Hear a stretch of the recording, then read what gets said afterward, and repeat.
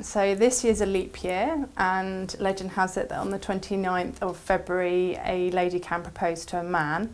The tradition came from St Bridget, who apparently got so fed up with waiting for the man to propose she decided to do it herself. And apparently the tradition is if the man says no, he has to buy the lady a pair of gloves to cover up her embarrassment at not having an engagement ring. If you do decide to do it this year on the 29th, the thing that you need to think about is having a prenuptial agreement. Whilst you're planning a wedding, it's all very happy and you don't want to think about things going wrong, but things can go wrong and you do need to think about protecting yourself and your assets. Most people either think that they are binding as contracts or that they are not worth the paper that they are written on, whereas in fact neither is true. What they are is an expression of intention to create a legal relationship. But whether or not that legal relationship is upheld is ultimately decided by a court.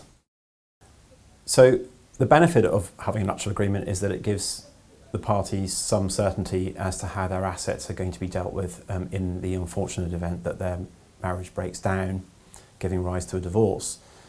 Most commonly, nuptial agreements are used to record and identify the assets that each party is bringing into the marriage. So the first thing that both parties need to do is to get independent legal advice, preferably from a family law specialist. Both parties need their own solicitor each. The second thing is that both parties will need to exchange information about their financial circumstances so that both parties understands the other's net worth and how that net worth is made up in terms of the assets. And then the last thing really is to get organised and get it done so that both parties are signing it at least 28 days before the date of the wedding. If you don't have a prenuptial agreement and your marriage breaks down, then the court will deal with the assets, and if you do have a prenuptial agreement, so long as it's fair and the court deems it to be fair, then it should be upheld. The problem with not having one is that if you go into your marriage with money, you have to be prepared to lose it. There's no matrimonial property regime in this country, so you can't elect to keep premarital assets or inherited assets out of the pot. Everything is up for division. It doesn't matter if it's been in the family for generations, it could be divided on a divorce. So if you put that into a prenuptial agreement, you are trying to make sure that you are protecting that for future generations or your family.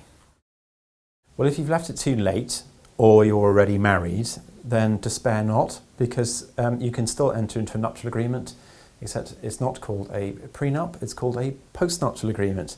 But the effect in law is exactly the same. So if you're a woman or a man proposing on the 29th, or indeed any other day, then do give some serious consideration to entering into a nuptial agreement to provide some certainty for you both in the event of a divorce.